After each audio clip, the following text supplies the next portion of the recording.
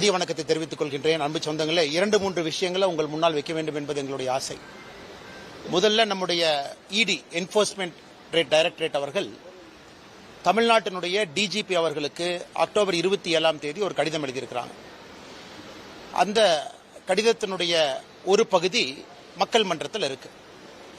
அந்த கடிதத்தோடு கிட்டத்தட்ட 232 பக்கம் அதற்கான ஆதாரங்களையும் அளிச்சிருக்கிறாங்க. 888 கோடி ரூபாய் ஊழல், 888 கோடி ரூபாய் ஊழல் நகராட்சி நிர்வாகம் மற்றும் நீர் வளங்கள் துறையில அமைச்சர் KN நேரு அவர்களுடைய துறையில நடந்திருப்பதாக இடி அவர்கள் ஆதாரப்பூர்வமாக தமிழ்நாட்டினுடைய டிஜிபி அவர்களுக்கு கடிதம் அளித்து அதுல ஒரு FIR பதிவு செய்ய சொல்லி கேட்டிருக்கிறாங்க. நமக்கு தெரியும், இந்த prevention of money laundering act PMLA section 66 இடிக்கு ஒரு தகவல் கிடைக்கிறது, வேறொரு கேஸ்ல சோதனை பண்றாங்க, அந்த கேஸ்ல இன்னொரு ஆதாரம் கிடைக்குதுன்னா செக்ஷன் 66 படி அந்த சம்பந்தப்பட்ட ஏஜென்சிக்கு அந்த ஆதாரத்தை கொடுக்க வேண்டியது இடியினுடைய கடமை. இந்த ட்ரூ வேல்யூ ஹோம் சம்பந்தப்பட்ட ஒரு CBI வழக்கு 2024 திரு KN நேரு அவர்களுக்கு சம்பந்தப்பட்ட அவருடைய தம்பி KN ரவிச்சந்திரன், KN மணிவண்ணன் அவர்களுடைய இல்லத்துல வேறு வேறு பகுதியில் நடத்தப்பட்ட ரைடில் கிடைக்கப்பட்ட ஆதாரங்கள், இவங்க junior engineer, assistant engineer, down planning officer, sanitary inspector உட்பட 2538 போஸ்டிங், அதுல 2 லட்சம் பேர் எழுதுறாங்க. அண்ணா யூனிவர்சிட்டி, அண்ணா பல்கலைக்கழகம் அந்த பரீட்சை நடத்துறாங்க. அதுல எப்படியெல்லாம் ஊழல் செய்திருக்கின்றார்கள், குறிப்பாக 150 கடைசி அந்த 2538 தேர்ந்தெடுக்கப்பட்டவங்கல்ல 150 பேர் நேரடியான ப்ரூஃபை இடி அளிக்கிறாங்க. வாட்ஸ்அப்ல எப்படி கம்யூனிகேட் பண்றாங்க, பணம் யாருகிட்ட கொடுத்தாங்க, அபிஷியலா அண்ணா பல்கலைக்கழகம் ரிசல்ட் டிக்ளேர் பண்றதுக்கு ஒரு வாரத்திற்கு முன்பு KN நேருனுடைய சகோதரர் அவரு கையில KN ரவிச்சந்திரன் அவருடைய கையில வாட்ஸ்அப்ல அந்த முழு லிஸ்ட் இருக்கு. பிரிலிமினரி பரீட்சையில பாஸ் ஆகாத ஒருத்தர் ஒரு புரோக்கர் இன்ஃப்ளூயன்ஸ் பண்ணி ஃபைனல் லிஸ்ட்ல பேரை சேர்த்துறார். இது போன்ற பல ஆதாரங்கள்ல 232 பக்கம் அதை திரட்டி சேகரிச்சு செக்ஷன் 66 PMLA ஆக்ட் அடிப்படையில் தமிழ்நாட்டினுடைய டிஜிபிக்கு அளித்து இதுவரை ஒரு பேச்சு மூச்சு இல்ல. இதுல 2 லட்சம் பேர் எழுதியிருக்கிறாங்க. செலக்ட் ஆனவங்க 2538. அப்ப என்னங்க அர்த்தம்? கிட்டத்தட்ட 1,97,000 பேர் செலக்ட் ஆகல. இன்னைக்கு 1,97,000 குடும்பங்கள் பார்த்துக்கிட்டு இருக்காங்க. மீடியா நண்பர்களை, தமிழக அரசை நியாயமான முறையில் தேர்ந்தெடுக்காம 25 லட்சத்திலிருந்து 35 லட்சம் ரூபாய் வரை பணம் வாங்கி வேறு வேறு இடத்துல புரோக்கர் மூலமாக அதை நிறைய அக்கவுண்ட் மூலமாக மணி லாண்டரிங் பண்ணிருக்கிறாங்க. இத்தனை கொடுத்தது வேறு மாநிலமா இருந்தா இந்நாள் அந்த அமைச்சர் ரிசைன் பண்ணிருக்கணும்.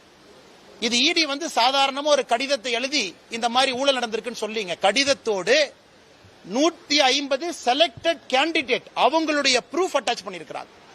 அதன் பிறகு KN Ravichandran, KN Manivannan, KN நேருனுடைய உடன் பிறந்த சகோதரர்கள் 2 பேரு, அந்த ட்ரூ வேல்யூ ஹோம்ஸ்ல பணிபுரியக்கூடிய 4 பேர், 6 பேர்த்தினுடைய வாட்ஸ்அப் மொபைல் போனுடைய டிரான்ஸ்கிரிப்ட், அவங்களுக்குள்ள என்ன பேசினாங்க, ஒரு புரோக்கர் KN ரவிச்சந்திரன் அவங்ககிட்ட பேசின ரெக்கார்டட் கால், இத்தனை விஷயத்தை கொடுத்து 888 கோடி ரூபாய் ஊழல் நடந்திருக்கு.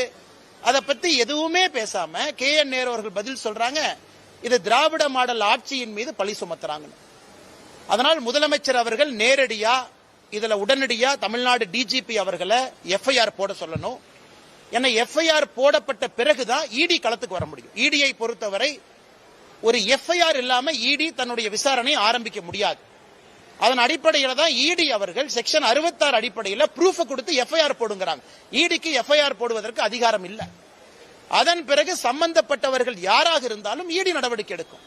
ஏன்னா அதுல மணி லாண்டரிங் நடந்திருக்கு. இது எதுவுமே இல்லாம காலையில முதலமைச்சர் அவர்கள் தன்னுடைய சமூக வலைதளத்தில் போடுறாரு, பாரத பிரதமர் நரேந்திர மோடி ஐயா அவர்கள் பீகார்ல இருந்து தமிழக மக்களை இன்சல்ட் பண்ணிட்டாங்க, தமிழ்நாட்டை பத்தி தப்பா பேசிட்டாங்க. பாரத பிரதமர் நரேந்திர மோடி அவர்கள் என்ன பேசினாங்க? தமிழ்நாட்டில் வசிக்கக்கூடிய, தமிழ்நாட்டிலே வேலை பார்க்கக்கூடிய பீகாரை சேர்ந்த இங்கே வேலை பார்க்கக்கூடிய சொந்தங்கள் தமிழ்நாட்டினுடைய திராவிட முன்னேற்ற கழகம் DMK அப்படிங்கிற வார்த்தையை பயன்படுத்துறார். இது DMK அவமானப்படுத்துறாங்கிற ப்ரூஃப் நம்முடைய சமூக வலைதளத்துல அந்த வீடியோவை போட்டு ஹிந்தி சப்டைட்டில் போட்டிருக்கோம். நம்ம BJP தமிழ்நாடு, என்னுடைய சமூக வலைதளம், நம்முடைய நயினார் அண்ணா எல்லாத்துலயும் நீங்க பார்க்கலாம். அதுல எப்படி தயாநிதி மாறன் அவர்கள் பீகாரில் இருந்து இங்கே பணிபுரியக்கூடியவங்கள மிக மோசமா பேசினாங்க. டிஆர்பி ராஜா, திரு பொன்முடி, திரு ஆர் ராசா இவங்க எல்லாமே வேறு வேறு காலகட்டத்தில் பான் பிராக்கு வாயன், டாய்லெட் கட்டுறவங்க. இதை பேசியதான் பாரத பிரதமர் நரேந்திர மோடி அவர்கள் தமிழகத்தில் பீகாரை சார்ந்த தொழிலாளிகளை திராவிட முன்னேற்ற கழகத்தினுடைய தலைவர்கள் அவமானப்படுத்தினாங்க.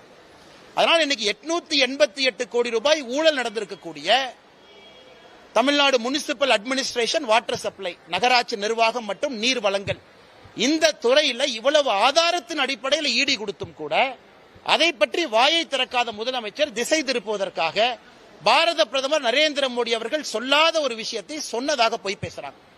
இவர் எடுத்திருக்கக்கூடிய சத்திய பிரமாணத்துக்கு எதிராக நம்முடைய முதலமைச்சர் திரு மு க ஸ்டாலின் அவருடைய நடவடிக்கை இருக்கு. சத்திய பிரமாணத்தை பொறுத்தவரை இந்திய அரசியல் அமைப்பு சட்டத்தை பாதுகாப்பதாக இருக்க வேண்டும், மக்கள் நலனுக்காக இருக்க வேண்டும். ஆனா பிரதமர் சொல்லாத ஒரு விஷயத்தை சொன்னதாக ஒரு முதலமைச்சர் பொய்ய சொல்றாருன்னா சத்திய பிரமாணத்துக்கு எதிராகத்தான் அவர் நடவடிக்கை இருக்கு. அதனால் முதலமைச்சர் அவர்கள் உடனடியாக தன்னை திருத்திக் கொள்ள வேண்டும். எதுக்கு போய் பேசி சுத்துறாரு? இந்த 888 கோடி ரூபாய் ஊழலுக்காக முதல் அட்டன் பண்ணு. இது முதல் ஊழல். இதை பேசி முடிக்கிறதுக்கு முன்னாடி அடுத்த ஊழல் வந்துருச்சு. திரு சக்கரபாணி அவர்களுடைய துறையில விவசாய பெருமக்கள் இருந்து வாங்கக்கூடிய பேடி நெல், அந்த பேடியை டைரக்ட் ப்ரொக்யூர்மெண்ட் சென்டர் டிபிசி நேரடியாக கொள்முதல் நிலையத்துக்கு எடுத்துட்டு போறதுக்காக லாரி கான்ட்ராக்ட், அந்த லாரி கான்ட்ராக்ட் மிக தெளிவாக இருக்கு. சப் கான்ட்ராக்ட் கொடுக்க கூடாது, ஒரு டன்னுக்கு இவ்வளவு பே பண்ணுவோம், இந்த லாரியில கொண்டு வந்து 48 மணி நேரத்துக்குள்ள வாங்கப்பட்ட நெல்லை கொடுக்கணும்.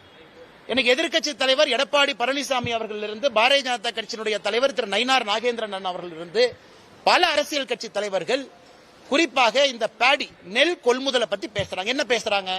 நெல் கொள்முதலை சரியா நீ வாங்கல, நீ வாங்கி அதை கொண்டு வர்றக்கே 48 நாள் சில இடத்துல ஆயிருக்கு.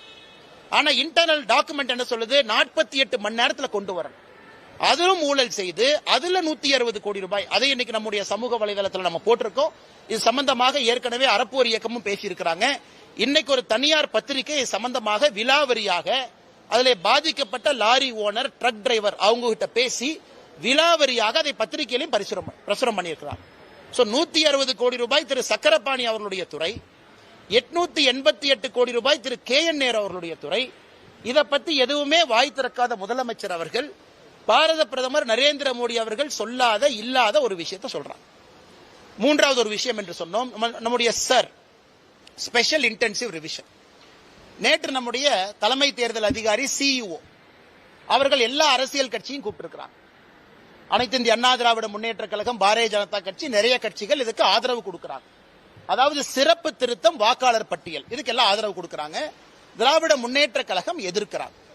இன்னைக்கு ஒரு விஷயத்தை தமிழக மக்கள் நாம் உணர்ந்து கொள்ள வேண்டும். இந்தியாவை பொறுத்தவரை 1952 2004 வரை 8 முறைக்கு மேல வாக்காளர் திருத்த பட்டியலை நம்முடைய மத்திய தேர்தல் ஆணையம் நடத்தி காட்டியிருக்கின்றார்கள். 8 முறை இந்திய அளவில்.